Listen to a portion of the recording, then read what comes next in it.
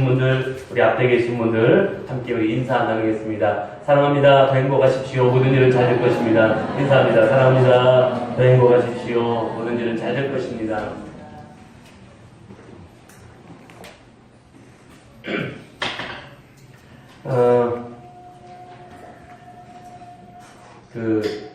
제가 주일날 기운이 없지 않은데 오늘 많이 빠지셔서 이제 기운이 살짝 빠져가지고 목사에게 자양강정제는 예배 잘 나오시는 거예요.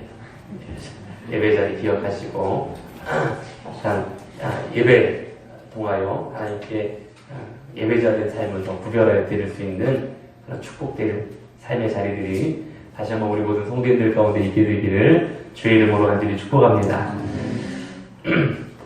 이제 물 한 모금 마시고 이제 시간. 오늘이 무슨 날인지 혹시 아십니까? 예, 제법 많은 분들이 아는 그런 날이 되어졌는데요. 오늘 부부의 날입니다. 부부의 날을 잠깐 이야기 좀 하겠습니다. 부부의 날은 2003년도에 국회 청원을 거쳐서 2007년도부터 대통령령으로 달력에 표시되는 어엿한 법정 기념일이 되었습니다. 그래서 아마 달력에도 보면 오늘 부부의 날이라는 게 명시가 되어 있을 것입니다. 부부의 해체를 막고 고령화와 청소년 문제들을 해결할 수 있다는 취지 속에서 만들어지게 된 날이 부부의 날입니다. 이 날짜는 5월 21일이죠. 가정의 달인 5월에 둘이 하나가 된다라는 의미가 담겨져 있는 날이 이제 5월 21일 부부의 날입니다. 이 부부의 날을 처음 주창한 분이 권제도라는 목사님이신데, 이 권제도 목사님이 왜 이걸 이제 주창하게 되었고 막 이런 운동을 벌이게 되었냐면 1995년도 어린이날 우연히 텔레비전을 보다가 한 어린아이가 텔레비전 인터뷰를 하는데 이런 인터뷰를 한 거죠. 우리 엄마 아빠가 함께 저와 사는 게 소원이에요 라고 이야기를 했던 겁니다. 이 한 어린아이의 인터뷰가 이 권 목사님의 마음을 흔들었고 충격을 받고 그날부터 이 부부의 날을 만들기 운동을 했고, 이분이 부부의 날을 결국은 이 대통령령으로 법정 기념일이 되게 하는 되게 중요한 역할까지 하게 됩니다. 그런데 가만히 생각해보면 이렇게 부부의 날이 만들어진 것에는 의미가 있고 필요한 것이지만, 실은 이 부부의 날은 하나님께서 만들어졌다는 것을 우리는 알 수 있습니다.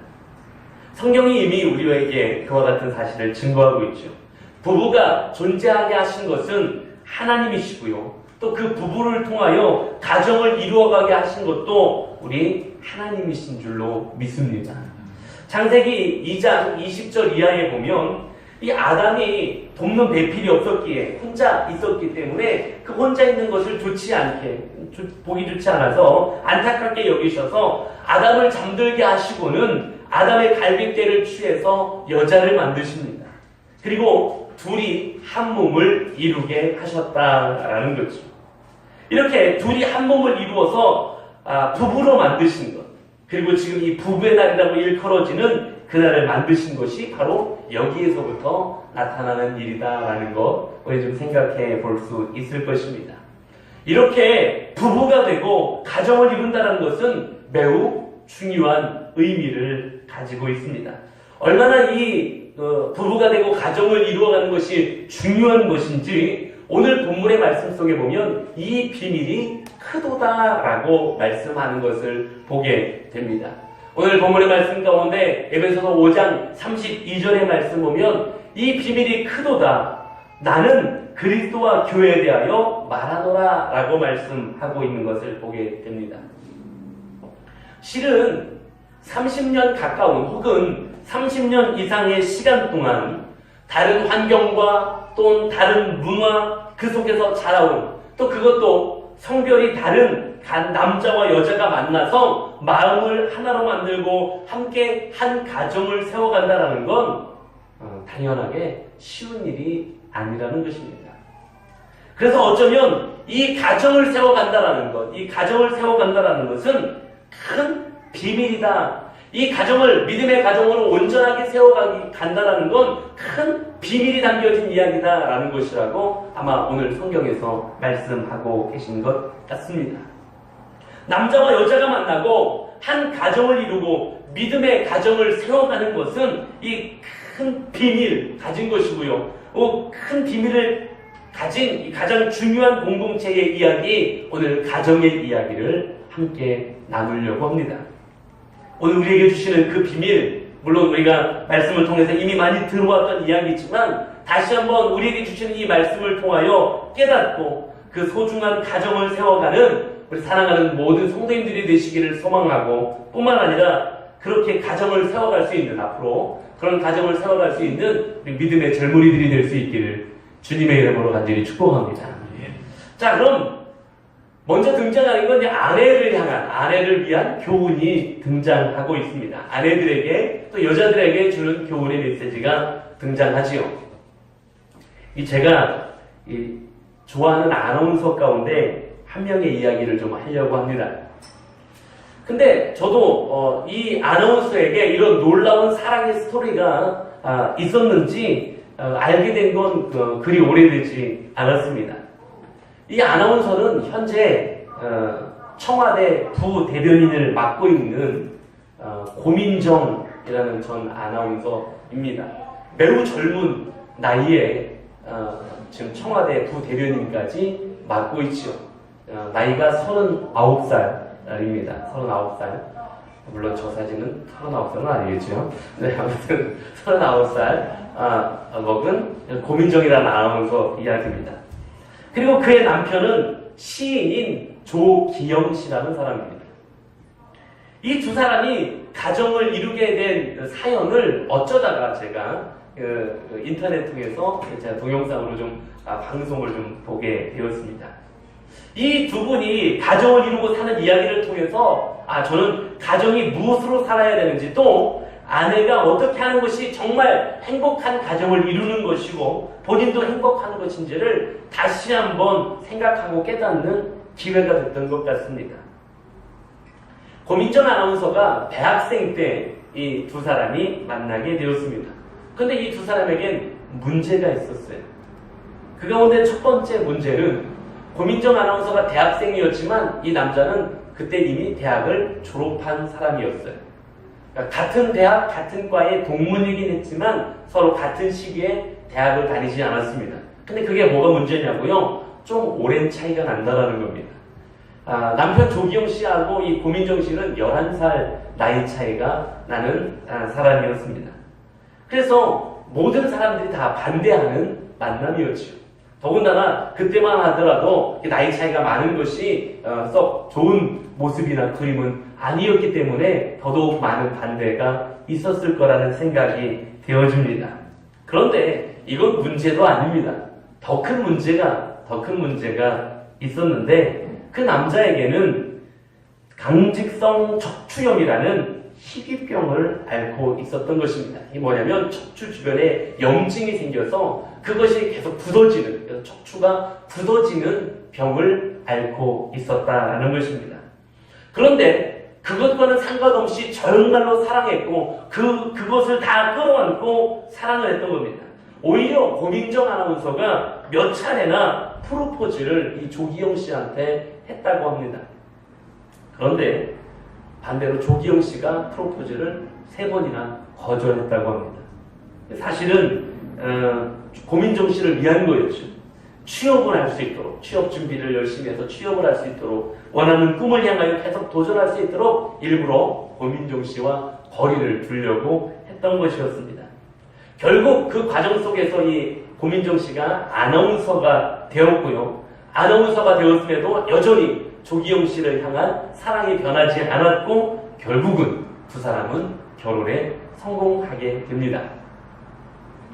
어쩌면 그가 가지고 있었던 병, 또 그가 가지고 있었던 직업은 그 모든 것을 한 여자가 끌어안고 가기에는 어쩌면 어려운 것들이었는지 모릅니다. 아마 어려운 것이었을 것입니다. 심지어 이 고민정 아나운서가 한 방송에 출연했을 때에 그 방송을 진행하는 사람이 이렇게 묻습니다.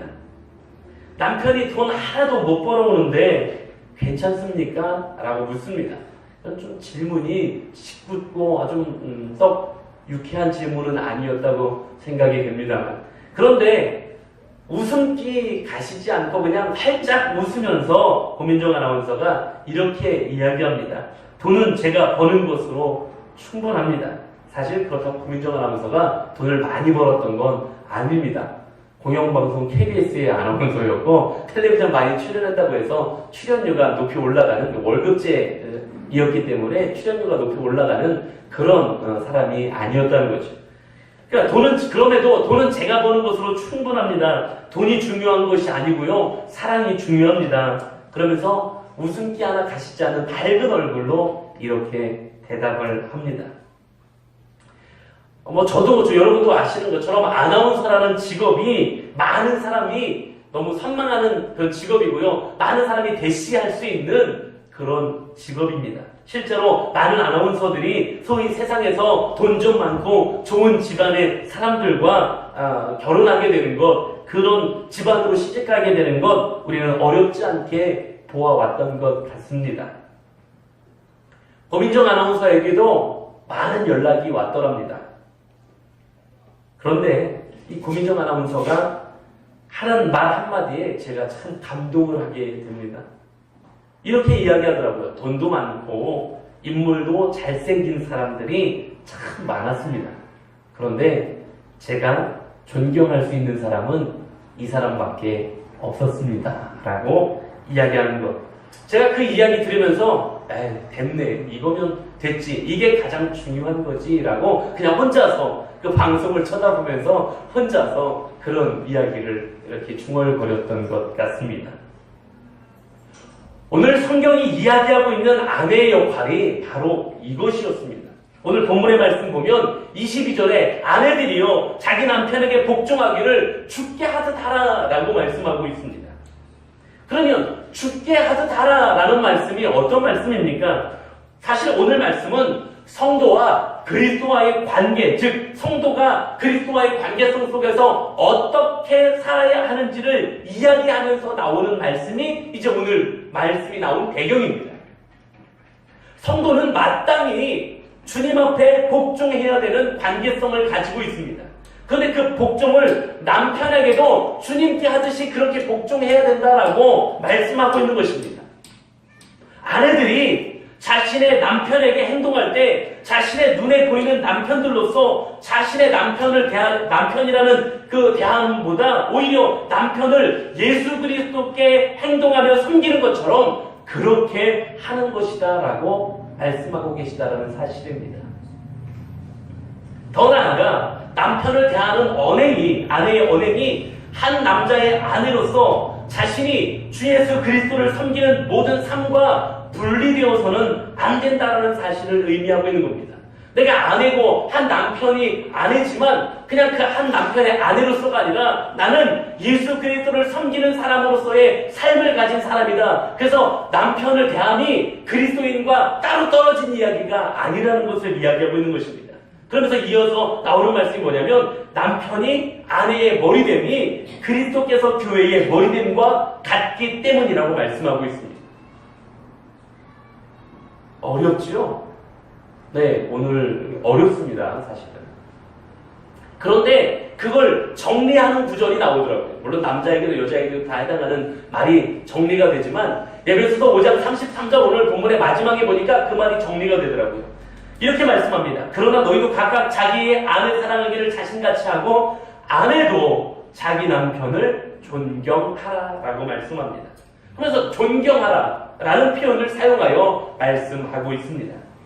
앞서서 그 아나운서 고민정 아나운서 이야기를 했던 것처럼 남편을 존경함이 필요하다라는 것입니다. 그리고 그 가정이 온전히 서기 위한 그 과정 속에 아내는 남편을 존중하는 것이 있어야 반드시 그 가정이 온전함의 모습으로 세워질 수 있다라는 것이죠.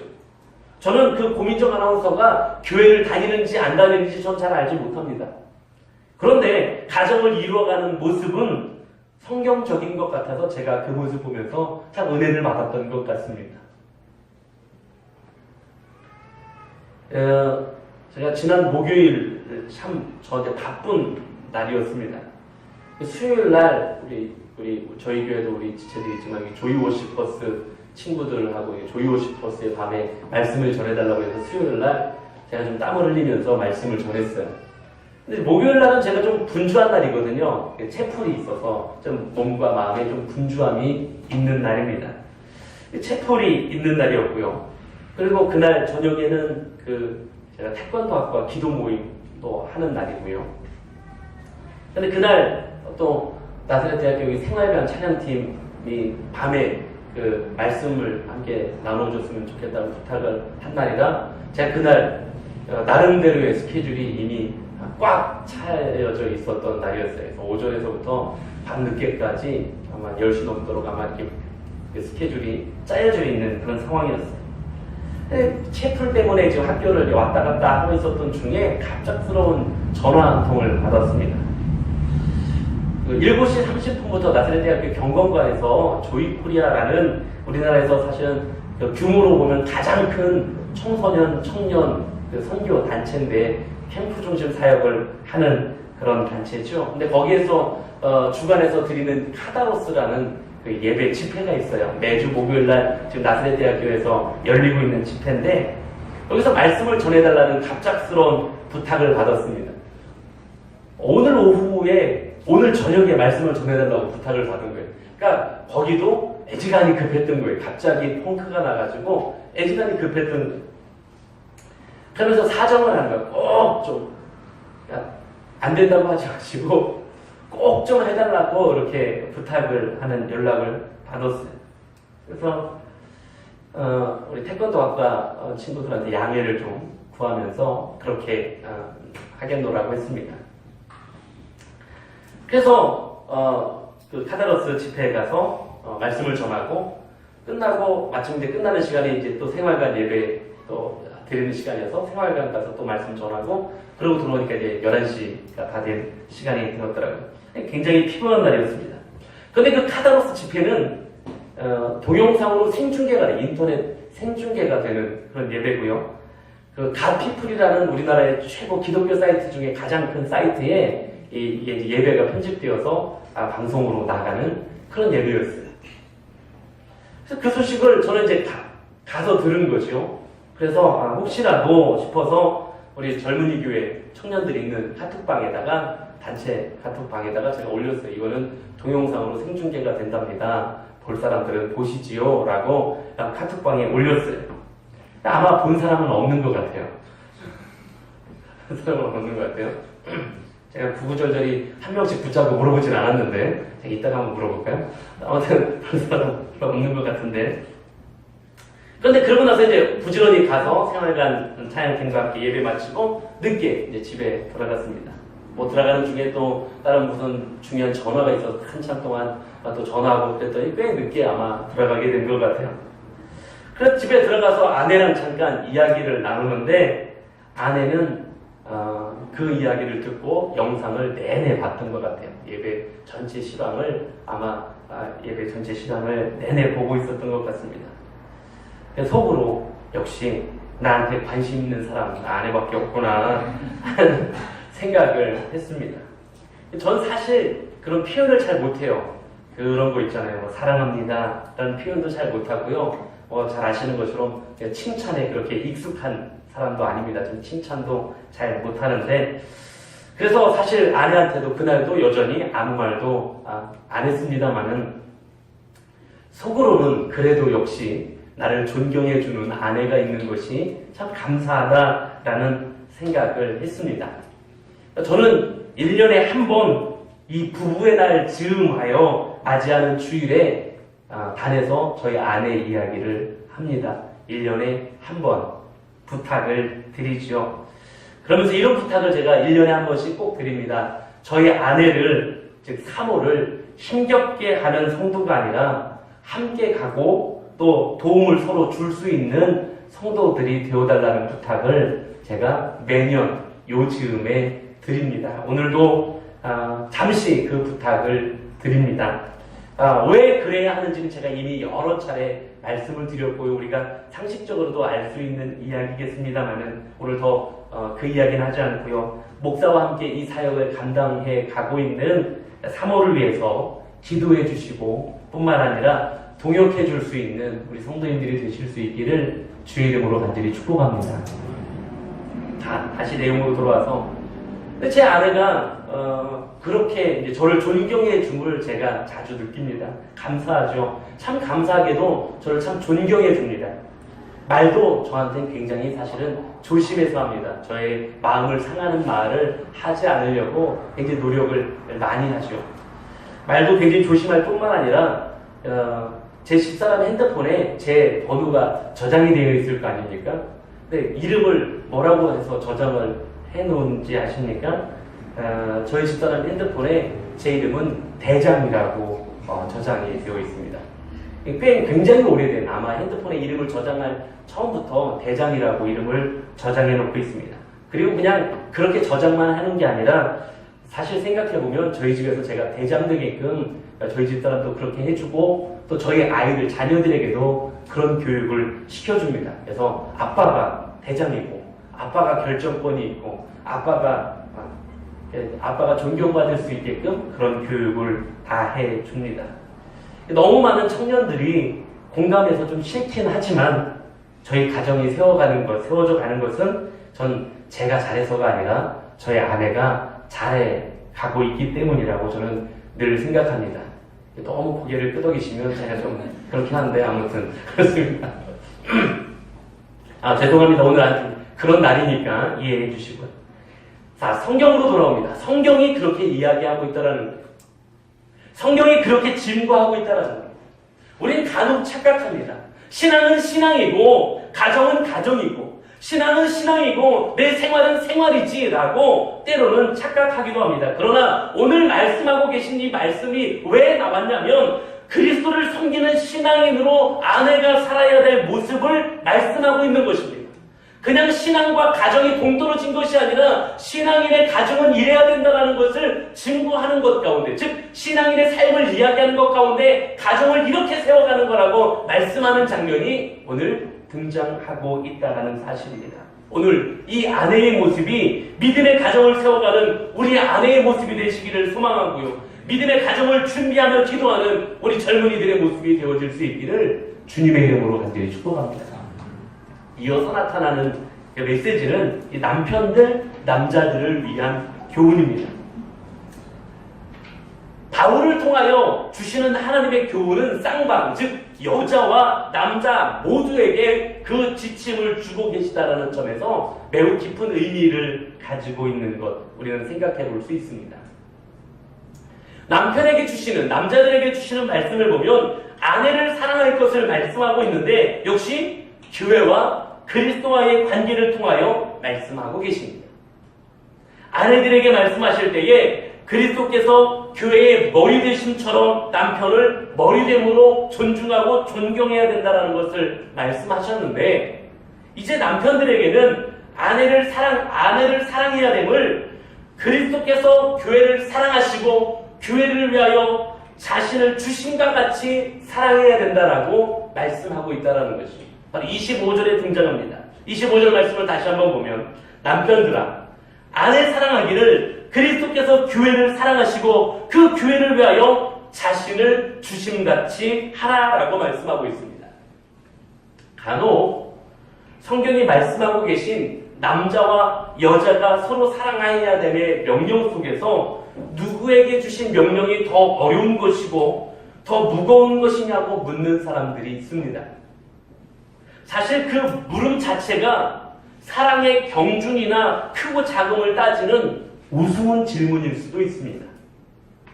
간혹 이런 메시지를 전하면 서로 은혜를 받아야 되는데 서로 남들의 기준을 명확하게 합니다. 남자들은 거봐 아내가 이렇게 사랑해야 된다니까 라고 오늘 말씀을 정리해서 나갑니다. 아내들은 거봐 남자들이 이렇게 아내를 사랑해줘야 된다니까 라고 정리해서 이 문을 나갑니다. 아니요, 진짜 은혜는 오늘 내게 하나님이 주시는 말씀이 무엇이냐라는 것입니다.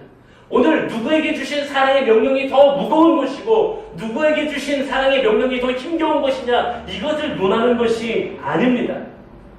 오늘 우리가 보는 성경은 그대로 남자와 여자가 사랑으로 맺어지는 그 가정은 마치 그리스도와 교회와의 관계와 같다라는 것을 말씀하고 계신 것입니다.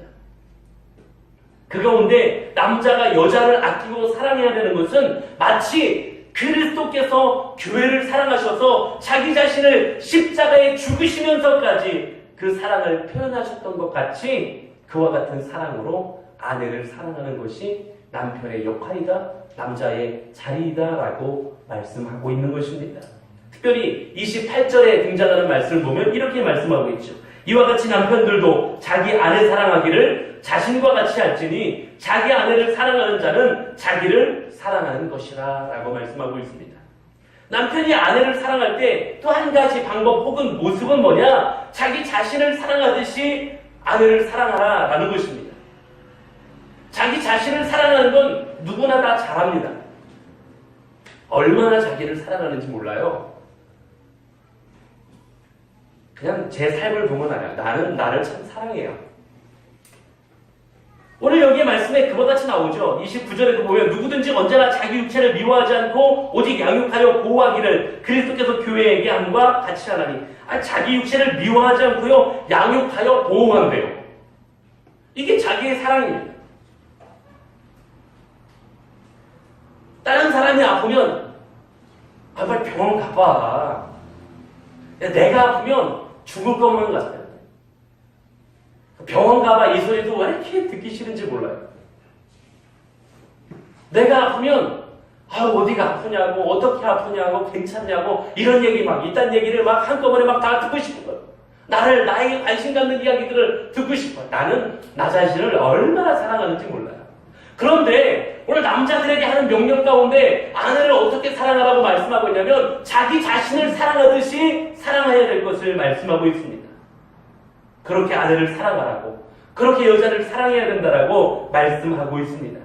근데 여기서 우리가 조금 더 나아가서 생각해 볼 수 있는 귀한 메시지가 뭐냐면 자기 아내를 사랑하는 것이 곧 자기를 사랑하는 것이라고 말씀하고 있다는 것입니다. 내 아내를 사랑하는 것이요, 곧 나를 사랑하는 거라고. 제가 좀 버릇없는 이야기를 좀 하면요. 제가 사실은 요즘에 아직까지는, 요즘에가 아니라 아직까지는 목사님들 모임에 저희 집사람을 잘 데려가지 않습니다. 왜 그러냐면요. 그냥 좋은 거 있으면 같이 그냥 가고 다 좋은 그렇게 하는 경우는 괜찮은데요. 혹은 막 일해야 되는데 제가 아직은 후배, 지금 따지니까 제가 거의 중간쯤 왔던데 벌써 후배에 속하니까 지금까지는 저희 아내도 가면 저희 아내가 후배인가요? 근데 저희 아내도 자연스럽게 후배가 되어야 되고 일을 도맡아서 해야 되는 그런 일들이 많이 생기더라고요. 그래서 제가 그냥 의도적으로 가끔은 안 데리고 가요. 나 혼자 하면 됐지. 이런 생각을 이제 제가 그래서 서두에 버릇없는 이야기라는 이야기를 먼저 좀 드렸는데요. 가끔은 그런 생각을 합니다. 내가 할 수 있는 헌신을 나만 하면 되지 않을까라는 생각을 가끔은 합니다. 제가 썩 바른 생각인지는 사실 답이 나오지 않아서 제 안에서도 답이 나오지 않아서 어쩌면 좋지 않은 생각일 수도 있다는 생각을 하기 때문에 제가 먼저 버릇없는 이야기라는 말씀을 먼저 드렸는데요. 사실 아내를 사랑하는 것이 나를 사랑하는 거다라는 것, 이건 오늘 말씀이 우리에게 전해주고 있는 귀한 진리라는 겁니다. 그렇습니다. 아내를 아끼고 사랑하는 것이 곧 나 자신을 사랑하는 거다라는 겁니다. 아내를 그렇게 사랑하실 수 있는, 여자를 그렇게 사랑하실 수 있는 은혜가 우리에게 있기를 소망합니다. 진짜 아내를 사랑하는 사람이 자신을 사랑하는 지혜로운 사람임을 오늘 성경이 증거하고 있기 때문에 그렇습니다. 사랑하는 성도 여러분, 이제 마지막으로 말씀을 좀 정리하면서 말씀을 드리려고 합니다. 여기서 우리가 기억해야 될 것이 하나 있습니다. 오늘 이 말씀이 어디에서부터 왔냐, 이 말씀이 나온 배경이 어디냐라는 것을 우리는 생각해 보아야 합니다. 오늘 말씀은 성도들이 그리스도를 경외하는 삶을 살아야 될 것을 말씀하시는 가운데에 서로 복종해야 되는 것을 말씀하시는 시작입니다. 근데 그 첫 번째 사례를 말씀하시면서 아내와 남편의 상호 관계성을 말씀하는 것입니다. 결국 이 이야기는 무엇이냐면 아내들이요 혹은 남편들이요 라고 하는 말씀은 하나님이 믿음의 백성들을 부르고 계신 것입니다. 그냥 아내야 남편아 이렇게 부르고 있는 게 아니라 믿음의 길을 걷는 신앙의 삶을 살아가는 믿음의 백성으로서의 아내야 믿음의 백성들로서의 남편들아 라고 부르고 계신 거라는 거죠. 결국 믿음의 백성들을 향한 하나님의 부르심인 것이죠. 정말 그리스도를 경외하는 믿음의 백성들은 가정을 이렇게 세워가야 된다라고 명령하고 계신 명령이 오늘 말씀에 담겨져 있는 것입니다. 그렇다면 우리가 믿음의 백성이라는 것을 이야기하는 것으로만 끝나서는 안 된다라는 것이고요. 말로만 난 믿음의 백성인데 이게 말로만 끝나서는 안 된다라는 것이고요. 믿음의 가정을 세워가되 오늘 말씀으로 주시는 것을 기억하면서 사랑함으로써 믿음의 가정을 세워가야 된다라는 사실입니다. 사랑하는 성도 여러분, 사랑이라는 말을 정리하면서 말씀을 마쳐볼까요? 사랑이라는 말은 그건 추상명사지요. 이걸 동사로 풀어내면 이런 의미랍니다. 치러내다, 감당하다라는 의미랍니다. 추상명사인 이 사랑을 동사로 다시 풀어서 내가 어떻게 액션을 취해야 되는지를 이야기하자면 치러내다, 감당하다라는 거죠. 육체는 물론 마음까지 잡혀주는 거고 상처받는 것을 두려워하지 않는 것입니다. 마음의 칼자루를 끝까지 내어주는 것이 사랑이라는 것의 특징입니다. 사람의 관계 속에서 어찌 절절한 사랑만 있겠습니까? 사랑하는 젊은이들이요, 여러분들이 사랑을 하면 다 드라마나 영화에서 나온 절절한 사랑만 생각하시는데 천만의 말씀, 만만의 콩떡입니다. 절절한 사랑만 사랑이 아닙니다. 때로는 미움도, 다툼도, 지겨움도, 원망스러움도, 우리를 어깨를 짓누르는 부담감도, 이 모든 것도 다 사랑입니다. 그리고